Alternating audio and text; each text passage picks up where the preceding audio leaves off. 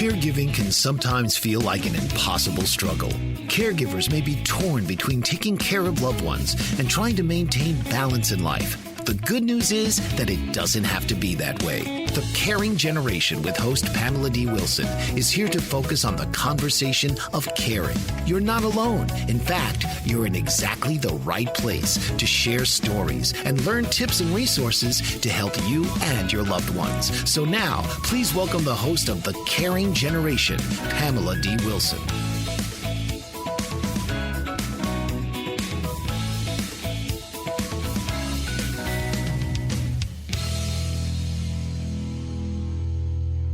This is Pamela D. Wilson, caregiving expert. I'm your host. You're listening to the Caring Generation radio program, coming to you live from the BBM Global Network, Channel 100, and TuneIn Radio.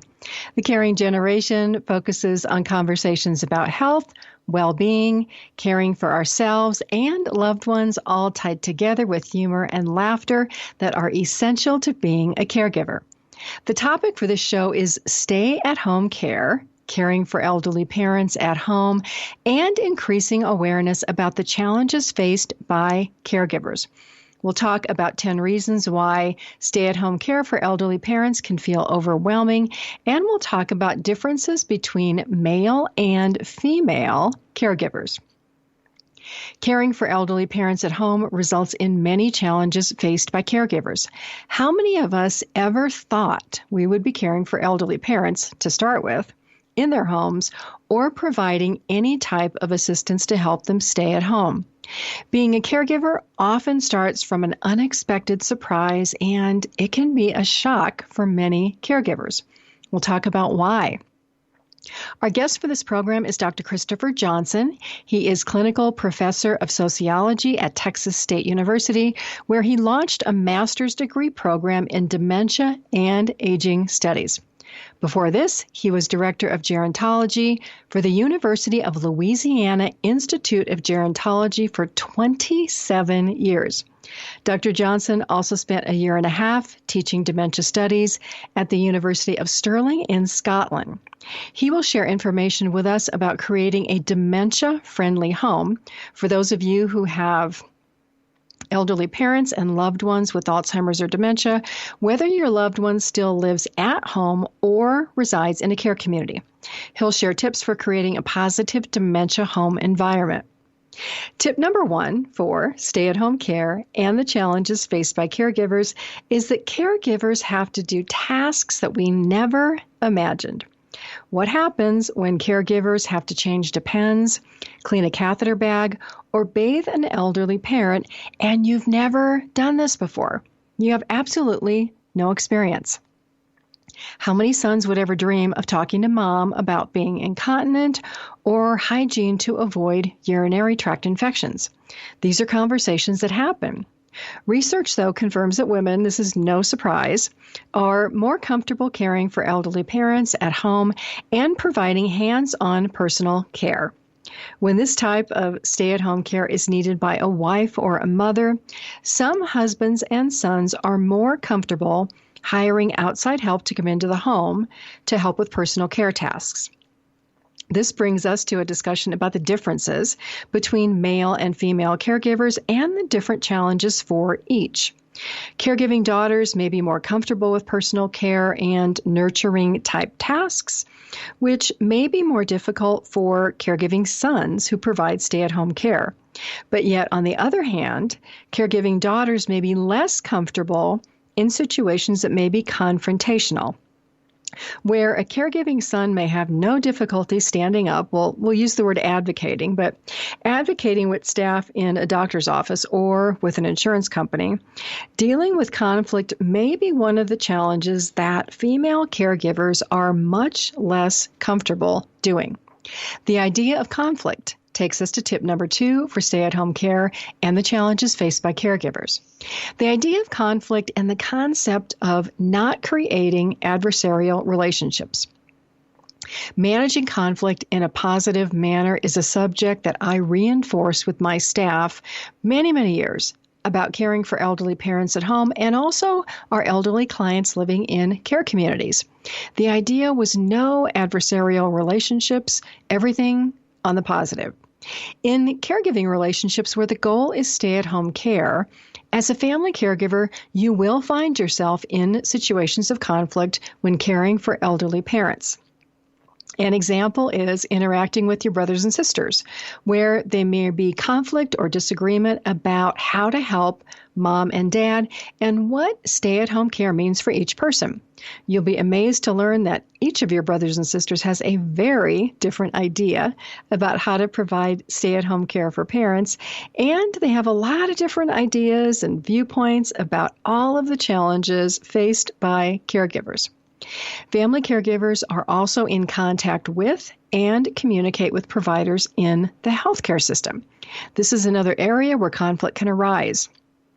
Providers mean hospitals, nursing homes, assisted living and memory care communities, in-home care providers, pharmacists, insurance companies. It's a very long list. But each of these interactions presents an opportunity for conflict when you as the caregiver have a different expectation or a different idea of what the healthcare provider is to do for you or an elderly parent. How many times do providers follow through or forget to follow through? When I had my care management company, a significant part of the time of my staff was spent in following up to make sure that providers who said they were going to do something did that something. Simple tasks like sending a prescription to the pharmacy, sending an order for blood work to a lab testing center, sending medical records to another doctor, working out insurance reimbursement issues. Many times they went wrong. If you're a caregiver, you know that these tasks are time-consuming and can easily take up several hours in a day, sometimes while you're at work. So all of this conflict, how do men and women resolve it differently? What do you think? One of the ideas around the challenges faced by caregivers that makes stay-at-home care for elderly parents a challenge and conflict is that the idea of teamwork. So men play sports. They're used to playing on teams. Those teams compete. And then after that game, what happens? You see men shaking hands and patting each other on the back and sometimes hugging each other. If you watch television, you see this on the football games where they have a lot on the line. But a lot of these players, it's amazing. They will fight like cats and dogs to win, and then all of a sudden the game's over and they're friends. Many of these highly competitive male athletes are friends. The research shows that men are more likely to make peace with their competitors after competition. Although men may compete more aggressively, they get along better. Women, on the other hand, research shows that they don't make peace quite as easily in highly competitive or high conflict situations. And we'll continue to talk more about the differences between men and women and conflict in the second half of this show when we continue to talk about tips for stay-at-home care and all of the challenges faced by caregivers caring for elderly parents in the home. Up next, we have Dr. Christopher Johnson, clinical professor of sociology at Texas State University. He is going to join us to talk about dementia care at home and in care communities, things that you should know. So the question is, how do we make sure that our loved ones with memory loss receive good care at home and in care communities? Help for Caregivers and Aging Adults is on my website, PamelaDWilson.com, and in my Caring for Aging Parents Caregiving blog on my website. This is Pamela D. Wilson on The Caring Generation. You're with me live on the BBM Global Network, Channel 100, and TuneIn Radio. Stay with me. We'll be right back after this break.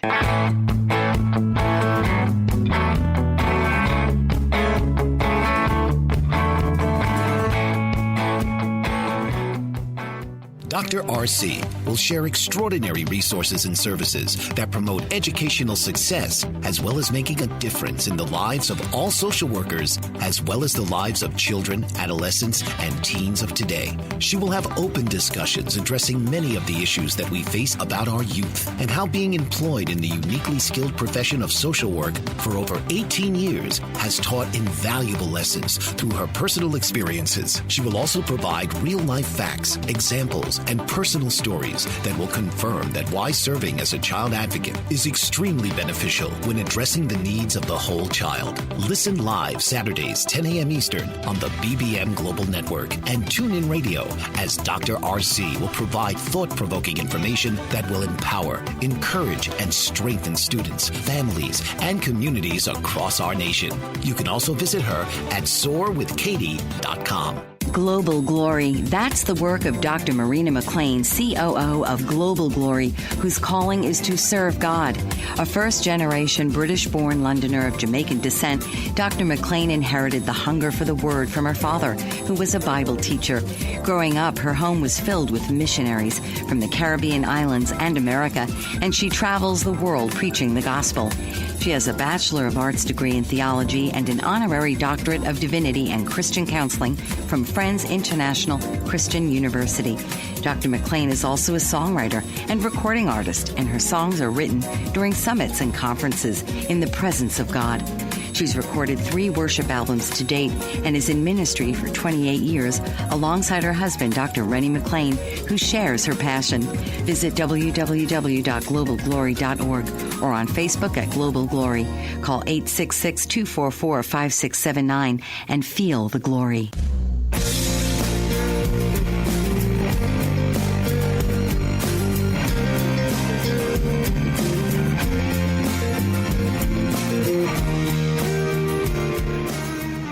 This is Pamela D Wilson, caregiving expert. I'm your host. You're listening to the Caring Generation radio show for caregivers live from the BBM Global Network, Channel 100 and TuneIn Radio. With us is Dr. Christopher Johnson, an expert in dementia and aging studies from Texas State University. Dr. Johnson, welcome and thank you for joining us. My pleasure. So I want to talk about dementia in care communities. I read some statistics that the percentage of people in nursing homes with dementia is about 75%, and assisted living communities is 50%. Are there any national or state requirements for staff training about dementia? Well, of course, and the administrators take, 40-hour classes, 8 hours of dementia training.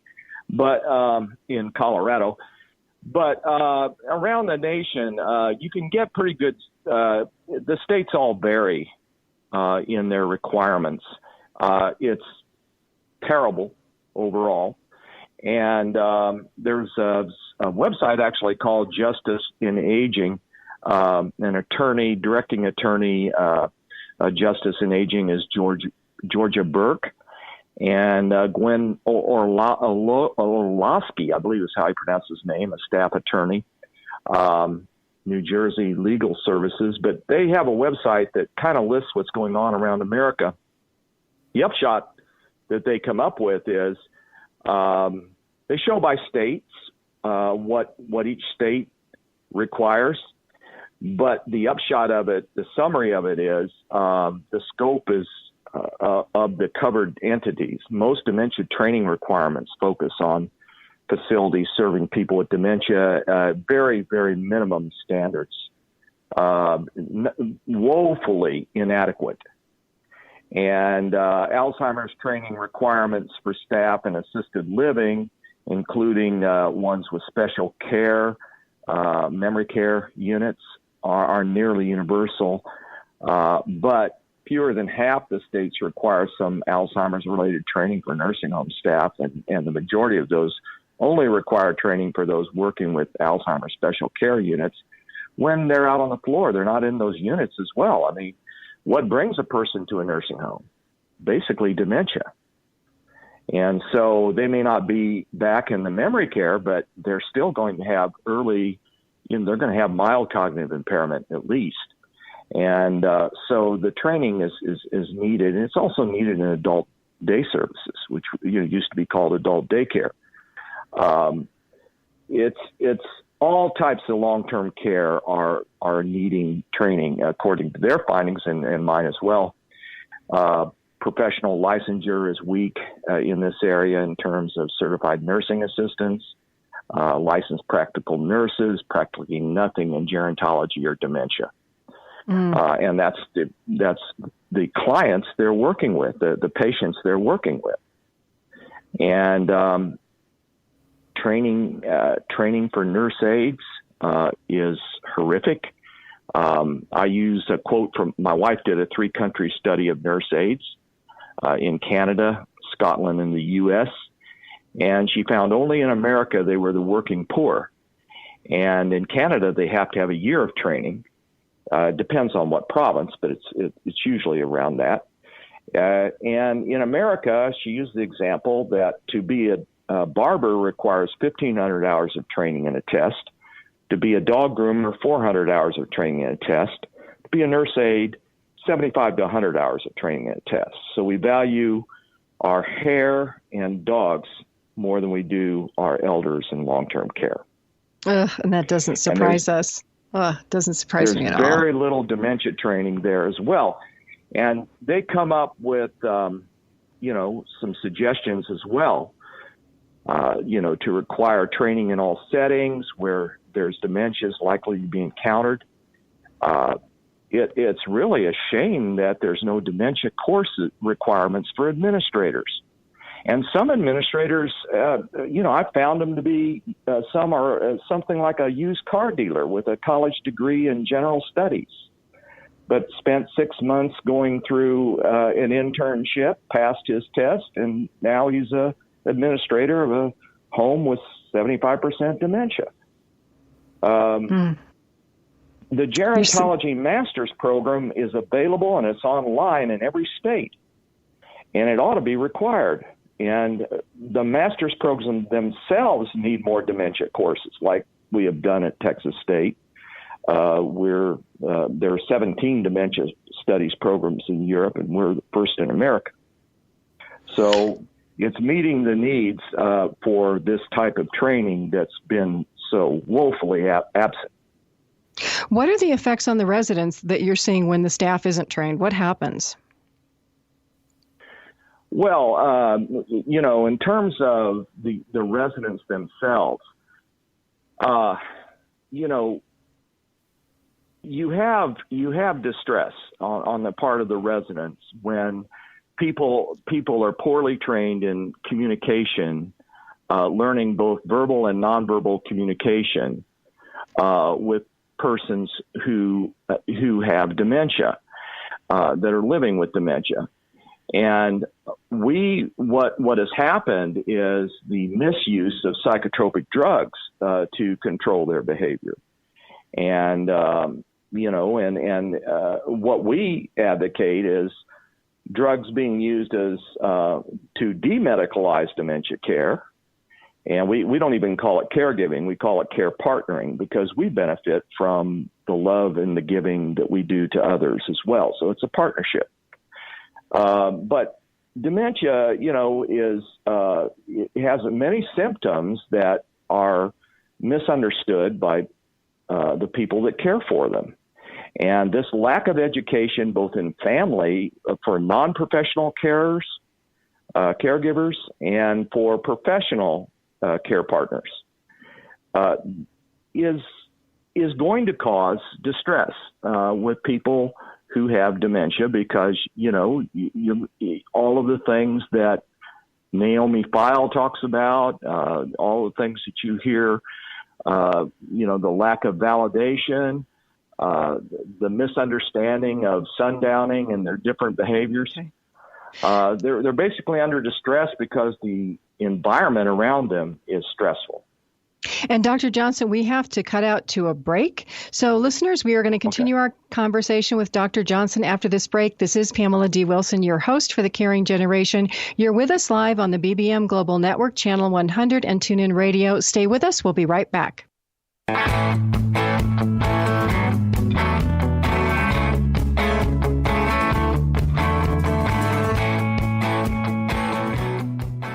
Certified professional coach Pamela Reeves can help you with your relationships. Motivational and image coaching are just some of the ways she can help you enhance all aspects of your life.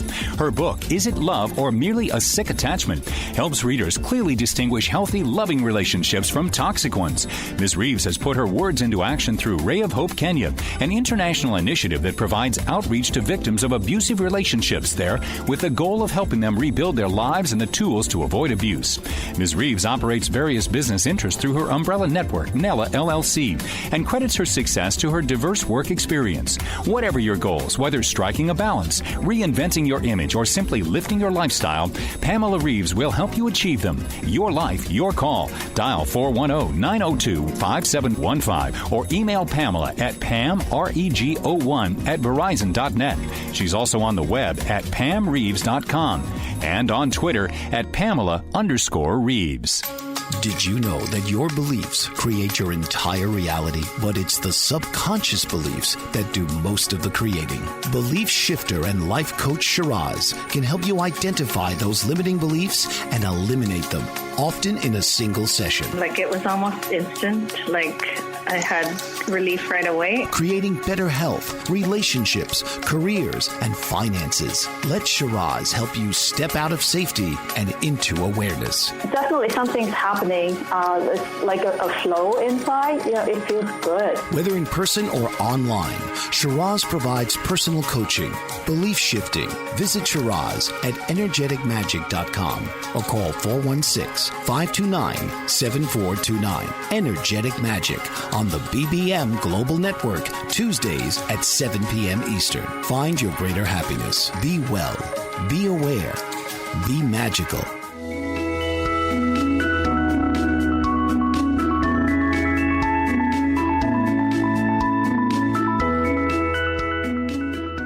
This is Pamela D Wilson, caregiving expert, your host for the Caring Generation live on the BBM Global Network, Channel 100 and TuneIn Radio. We're back to talk to Dr. Johnson. And Dr. Johnson, let's continue our earlier conversation about the causes of distress for persons with dementia. Yes, whether it be in the home or whether it be in long-term care, they have biological causes, which are, can be, they're aging as well, many of them. Social causes, lack of contact, boredom, loneliness, different staff not liking them or trusting them, various other types of issues. Psychological issues, misperception of their rights being removed, or a caregiver's intentions, frustrations with tasks, with the environment that they're in. This is why home modifications need to happen. And so we like to look at different social, biological, and psychological areas that cause distress, what's behind the behavior. And then a model that my wife and I came up with in 2000, and again in an article that was in the American Journal of Alzheimer's, and then again in Behavioral Science in 2017, is our model of Alzheimer's disease as time travel. And it's a nonlinear model. It shows how they time travel back to earlier ages in their life, but it's not neatly in stages. It's back and forth through time. So it helps families to understand why, when they time travel back to age 40 and an 80-year-old man comes in and says, "I'm your husband," that they don't recognize them. Or when they time travel back to age 20 in their head, and they look in a mirror and say, "Who is that person?" Because they see an 80-year-old face. Time travel explains why that happens. So, families that understand the trip back in time and understand the time travel model that we used, and the British used it as well in their Alzheimer's Society electronic newsletter. It was very helpful for families to understand time travel, because then they could join them in their trip back in time. And so, when people are in distress, we have to see the cause of their distress and look at, outside factors and people's behaviors that may have triggered or their behavior, or whether they have unmet needs. And more often than not, I find they have a lot of unmet needs. And how do family members kind of cause some of these unmet needs or some of these behaviors? Well, because they don't know how to communicate with them in joining them in their trip back in time. When they time travel back to early childhood, then they go through aphasia in which they lose their ability to talk, and they mumble, or they talk in shorter words. Family members should use more hand signals and less talk. And when they're reaching that point, they have to learn the type of communication to match up with their time travel.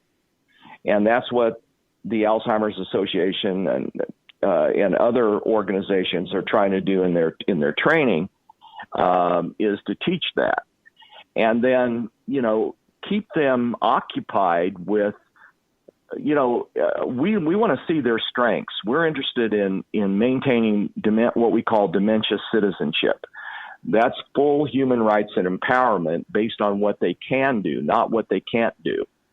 And so much of the work that they did in their life, much of the activities and the various activities of daily living that they typically did are very important to know in order to deliver person-centered care. And that's a word that's been loosely used in long-term care. When you're running 100 to 400% turnover, and when you have such poor training, it's pretty hard to deliver person-centered care where you get to really know the person, spend time with the person to have a relationship, and then know about time travel in order to match up with their trip back in time and validate them properly, as validation therapy points out. Mm-hmm. So we support their family roles and friendships. We match up with their language and their nonverbal communication using a combination of the trip back in time and Barry Riesberg's 7-stage fast, which shows markers for each stage. And we support their emotional needs. And actually with time travel, they get more in touch with their emotions. As they time travel back to their earliest years, they get more and more in touch with their emotions. And so it's more important to attach to them on an emotional level. And I did that with my mother, who had vascular dementia, which is little stair steps instead of downward spiral like the trip back in time is. It works in the same way, except you have these little short strokes that occur. And so we would match up with activities, creating. I created my wife helped me us develop a family album of my mom's farm and her sisters and her mother. There were no pictures of her boys or her husband because she was in a different time frame. And you see that you have to lose your ego when you do that, because they're not, when they're not in your time frame, don't impose it on them. Mm-hmm. You have to join them in their time frame. So when she was back had moved back to her early years on the farm with her sisters and dad, those pictures she could relate to, not to the 5 boys that she raised, because she was in a different time frame. She probably didn't even think she had 5 boys. Members. Yeah. And so it's important for me not to impose my time frame on her and have my feelings hurt because she doesn't recognize me. It's a disability. It's a cognitive disability. So we will do anything for a child with a cognitive disability. But what do we do for elders with it? We empower them, and we join them in their trip back in time. Well, and that is so important because, to your point, I know so many family members who are upset because they go see mom and they expect mom to come to their reality and their time frame, and the family caregivers just can't seem to get back there. And then we've got all these behaviors showing up. So can you give really quick, before we go out to the break, the website for your information for your Dementia and Aging Studies program? Yes, we're at Texas State University in San Marcos in the sociology department, and it's an online program called the Masters in Dementia and Aging Studies. It's 33 hours online, and it has 3 tracks in it, and you can go to the website and at the MSDA, look under Google MSDA at Texas State, and you'll find it'll take you right to it. Perfect. I will put that link on our website. Dr. Johnson, thank you so much for joining us. This is Pamela D. Wilson, your host. You're listening to The Caring Generation live on the BBM Global Network, Channel 100, and TuneIn Radio. We'll be right back after this break.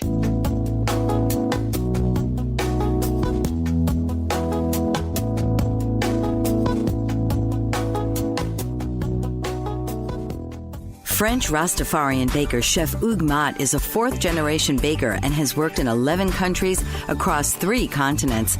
Born in Mulhouse, France, he began apprenticing in his father's bakery at age 12 and has devoted his life to learning cultures of the world from inside kitchens across the globe. He also teaches traditional French baking by hosting demonstrations and classes, and his passion for baking is reflected in his delicious confections.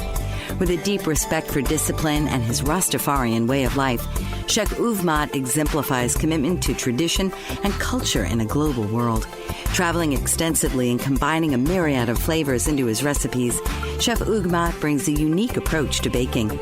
To read more about the French Rastafarian baker, visit www.frenchchefhugues.com. That's Hugues. Bon appetit and bless up.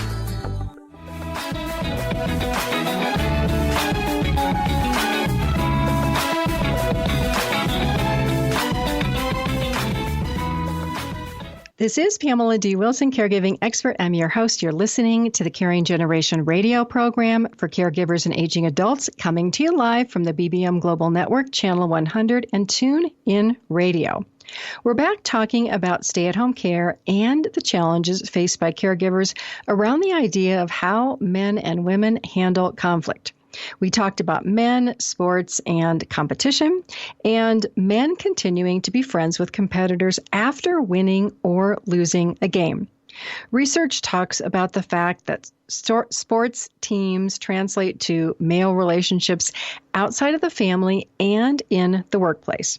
Men cultivate networks where they can compete, but where they also want to be able to call a competitor or call an adversary for help in the future. Women, on the other hand, are more focused on family, relationships, and close friends, less on team sports. Not to say that there are not women who play sports, because there are, but generally, women are more family-oriented and they rely less on large networks and outside resources. So what does this mean for challenges faced by caregivers for stay-at-home care for elderly parents? This idea leads us to tip number 3. Family disagreements happen over who will be the primary caregiver, and this is when relationships between brothers and sisters can become heated. A daughter is usually the second caregiver after the healthy spouse caregiver, so after mom or dad. And rather than setting up a family team that includes brothers and sisters helping out, what do we see happens? What usually happens is the primary caregiver, the wife or the daughter, usually does all the work by herself. That self-sacrifice happens for a couple of reasons. Sometimes it's the idea of wanting control over the situation, but a lot of times it happens between the wife or the daughter hasn't had a lot of exposure to working on teams or coordinating teams. Or if there was exposure, maybe it just didn't work out and they don't want to try it again. So that factor of not managing teams leaves a lot of women caregivers as that sole caregiver for a spouse or caring for an elderly parent at home. And it transfers into the workplace where men work together with internal and external groups. Men will openly disagree, but they continue to work with each other. According to research, women are more likely not to do that. They might hold a grudge. It's something to think about for women caregivers who feel that you have to do it alone and who might hold some grudges against your brothers and sisters who are not helping care for elderly parents at home. The idea that I talked about before of no adversarial relationships is a good plan for the challenges faced by caregivers who are trying to help elderly parents stay at home. If you can wrap your head around the emotions and the idea that asking for help is okay and teamwork is okay. This moves us ahead to tip number 4 of the challenges faced by caregivers, which is isolation, loneliness, and depression, faced both by the caregiver and the elderly parent who stays at home. Physical, social, cognitive activities, they're beneficial for all of us, especially in caregiving situations. Physical activity, we know what that means. It's exercise. Rather than sitting all day at work or having an elderly parent sit all day home alone, get out and do something. Research connects a lack of physical exercise, walking, weight-bearing exercises. Not doing that with being diagnosed with a chronic disease. And if you're providing stay-at-home care for an elderly parent, it's very likely that your elderly parent has one or more chronic diseases. Heart disease, COPD, diabetes, even believe it or not, dementia is considered a chronic disease. A lot of those diseases, they started 10, 20, or 30 years ago, but they didn't become problematic until many years later. If you're a caregiver, are you exercising? Today is your opportunity to get physically active to prevent needing care when you are older from your children. You can avoid a diagnosis of chronic disease. Make time to exercise rather than always being that primary caregiver who gives up your social life, your friends, your job to provide that stay-at-home care for an elderly parent. Elderly parents also benefit from physical activity. The less physically active they are, the more they need help from you with activities of daily living, with that hands-on care that is one of the many challenges faced by caregivers. Bathing, dressing, managing incontinence, feeding, mobility, just that simple act of walking around the house can be difficult. Social and cognitive activities are also important. Watching television right now, especially with all the crazy news, only creates more stress and anxiety for elderly parents and for you, the caregiver. For your parents, find or create positive activities to keep their brains working and to connect them to their friends or to other older adults. Tip number 5 of the challenges faced by caregivers in providing stay-at-home care for elderly parents is learning to become that advocate in a healthcare system that doesn't always speak the same language. In simple terms, advocacy means standing up for your needs or the care needs of elderly parents. Stay-at-home care, you know this, it takes persistence, a lot of time, a lot of effort. More importantly, being open to learning information, embracing new habits, and being flexible. None of us are born caregivers, nor are we born advocates for stay-at-home care for elderly parents. Learning advocacy skills. It's another one of the challenges faced by caregivers. It takes confidence, a skill that a lot of caregivers tell me they lack when it comes to knowing how to create stay-at-home care. It's all because the healthcare system and healthcare providers, they speak a different language. The responsibility lies on that primary caregiver to ask questions about all these acronyms. How many of you hear things like ADLs, TIAs, UTIs, SNF? It's just to learn about all these healthcare conditions can be crazy, and all of that is involved in managing stay-at-home care for elderly parents.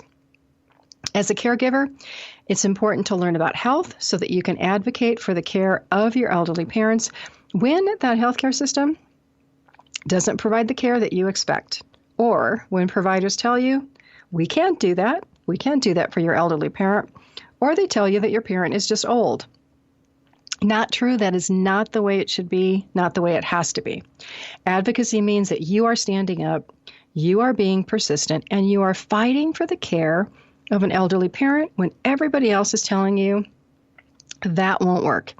Be open to learn to gain the confidence you need to provide stay-at-home care for an elderly parent. We're going to continue to talk about more tips for stay-at-home care after this break. You can follow me on social media. On Facebook, my page is Pamela D Wilson .page. I also have a group there for caregivers, and that group is called the Caregiving Trap. You can click on the link on there and request to join. On Twitter, I am Caregiving Speak. On Instagram, I am Wilson Pamela D. And on LinkedIn, I am Pamela D. Wilson, Caregiver Expert. This is Pamela D. Wilson, Caregiving Expert, Advocate, and Speaker on the Caring Generation, live from the BBM Global Network, Channel 100, and TuneIn Radio. Stay with me. We'll be right back.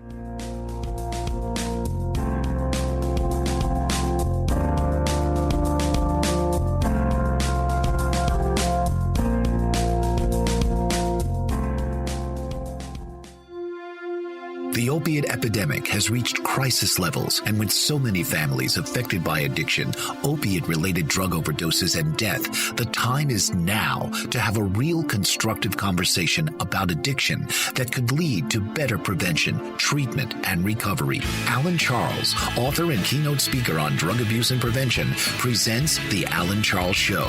Alan brings a message of hope, sharing his unbelievable story of surviving a 24-year addiction to cocaine and highlighting highlights from his memoir, Walking Out the Other Side, an addict's journey from loneliness to life. His raw honesty and courageous heart breaks the stigma of addiction and offers a unique perspective into the mind of an addict. Join Alan each week as he brings his listeners to a true understanding of the grip of addiction. It is only with this understanding that we can begin to heal. The Alan Charles Show, Thursdays at 9 p.m. Eastern on the BBM Global Network. Essential Nutrients LLC is the brainchild of entrepreneur Barbara Burns. Inspired by a desire to help others, Barbara worked with a team of scientists to develop unique nutritional liquid supplements with the goal to improve the quality of your life. Glucosamine, zinc, and calcium are essential to well-being, and this is the focus of Essential Nutrients LLC. Whether you're a professional athlete, weekend warrior, student, business owner, or homemaker, Essential Nutrients offers products for everyone, including the family pet. And they're easy to take, no pills. Health requires commitment, exercise, a good diet, proper supplementation, and action. So take action today and get your supply of essential liquid nutrients by visiting www.essential-liquids.com. Don't put off your health any longer. Take essential products today and start to measure the difference.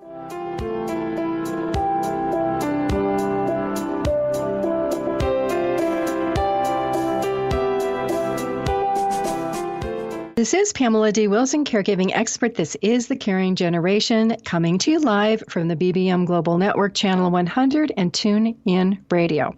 Helpful information for caregivers and aging adults is on my website at PamelaDWilson.com, where you'll also find information about my book, The Caregiving Trap, Solutions for Life's Unexpected Changes.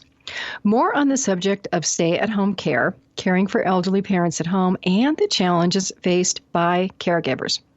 Caregivers will say to me, being a caregiver, it's the hardest job you will ever have.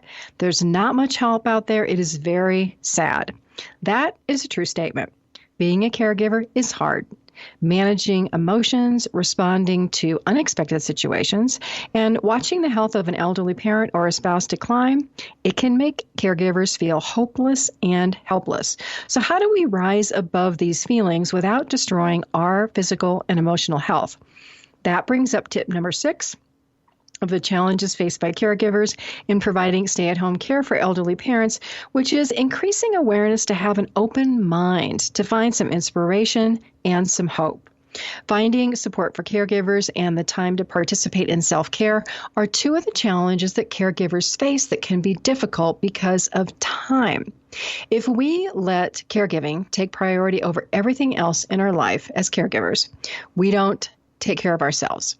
A lot of family beliefs exist about caregiving and that sense of duty and responsibility that we all willingly accept, but there are downsides to that. Challenges faced by caregivers are especially heavy on those who are working caregivers. Concerns about juggling work and caregiving, about taking care of elderly parents and trying to keep that job, especially with this coronavirus, are difficult. A lot of caregivers are taking care of elderly parents at home because they're now working from home, which is causing a lot of stress, as you might imagine. And then the caregivers who are working, they may be devoting another 20 to 40 hours a week outside of work, like having a part-time job, to care for an elderly parent. So if you are in the early stages of caregiving and you're not committing a lot of time, do you realize that the time you are committing today to provide that stay-at-home care, it's going to increase, it is going to grow. And that's why we have to have conversations about what happens when elderly parents need more care, and money is an issue. So you might be surprised, but Medicare and Social Security, rarely enough to pay for care when your elderly parents want to stay in their home. So the question is, when your elderly parents run out of money, who pays for their care? Is it you and your family? Do your mom and dad have enough money? What happens unexpectedly if the healthy spouse passes away first and leaves all of the caregiving responsibility on you, that child? One of your parents' income may not be enough money to pay those hospital bills and buy groceries and pay for prescriptions. It's stressful. These are all the aspects of caregiving that we want to gain awareness about so that we can be prepared for what happens when all of us age. It's not a popular topic. The subject scares us. Fear about thinking or talking about it can make us not want to have these discussions within our families. But stay-at-home care, it's something that we all want and something that we all hope for. Caregivers, support, help for caregivers, it's all within reach. It's here on these weekly radio programs and podcasts. It's also on my website in my Caring Generation library and that Caring for Aging Parents blogs. Also, make sure you're talking to your corporations. Corporations have programs for adults raising children. They should have programs for adults taking care of elderly parents. These caregiving programs, in my opinion, are the missing link for many corporations who could be supporting their employees. If your company doesn't have a caregiving program, start asking why. Start advocating for your needs in the workplace as a working caregiver for that elderly parent who wants to stay at home. Caregivers, you can't be silent if you want to get the help that you need from the healthcare system, from doctors, from the workplace. We have to be able to rise above these challenges faced by caregivers. Tip number 7 of the challenges faced by caregivers is that balance between providing stay-at-home care that your elderly parents need versus making them more dependent on you because it might be easier. While you can do things more time efficiently, quicker, faster, you taking on more projects that your elderly parents can still do for themselves, it only makes them more dependent on you.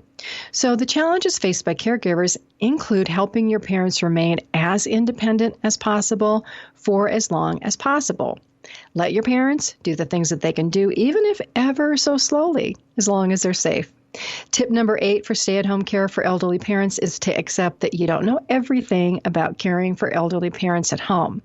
That idea helps you become comfortable with asking questions, even silly questions.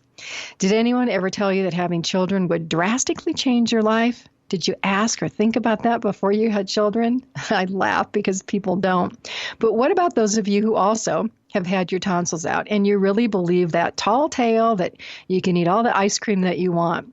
If you haven't had your tonsils out, I won't spoil that surprise for you. I had mine out when I was 24. Everything they tell you, not true. Start asking about all aspects of stay-at-home care for your elderly parents. That way you will experience fewer surprises. You'll become that information seeker. You will learn to verify information to make sure that all the recommendations and the information that you receive is accurate.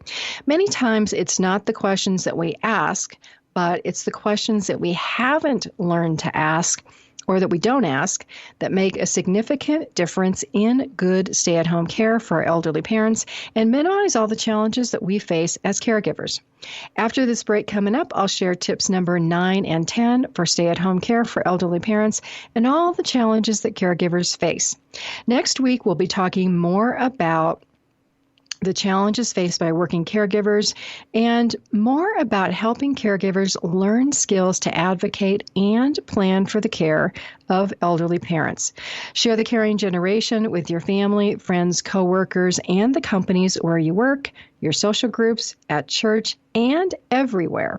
1 in 4 people you know are caregivers looking for hope, help, and support that is on this Caring Generation radio show every Wednesday and on my website 24/7 at PamelaDWilson.com. This is Pamela D. Wilson, your host. This is the Caring Generation, live from the BBM Global Network, Channel 100, and TuneIn Radio. Stay with me. We'll be right back.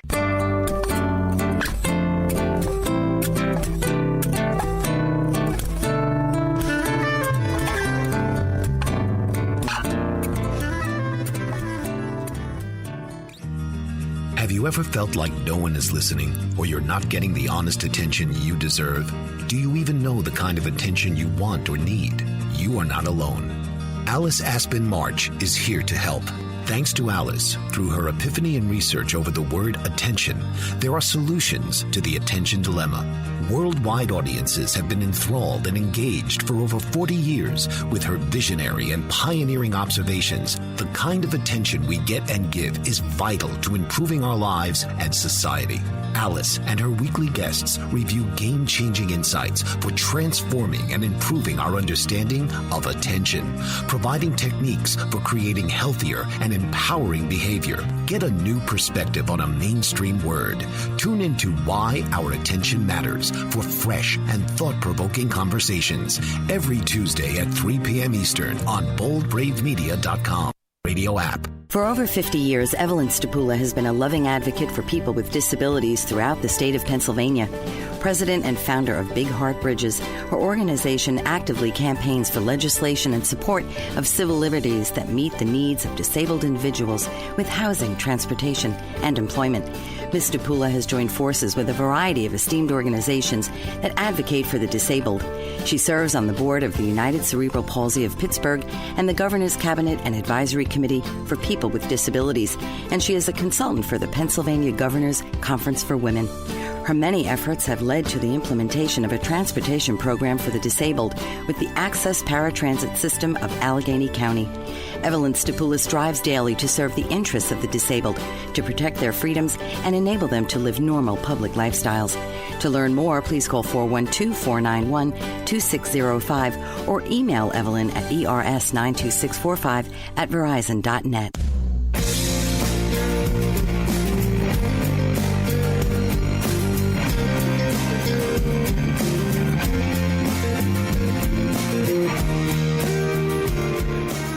This is Pamela D Wilson, caregiving expert. I'm your host. This is the Caring Generation radio program for caregivers and aging adults, live on the BBM Global Network, Channel 100 and TuneIn Radio. We're back for challenges faced by caregivers in providing stay-at-home care for elderly parents. Tip number 9 is to realize that this will surprise you, but elderly parents may not be cooperative. I know that's a big surprise. You might already be running into this. Parents are refusing care.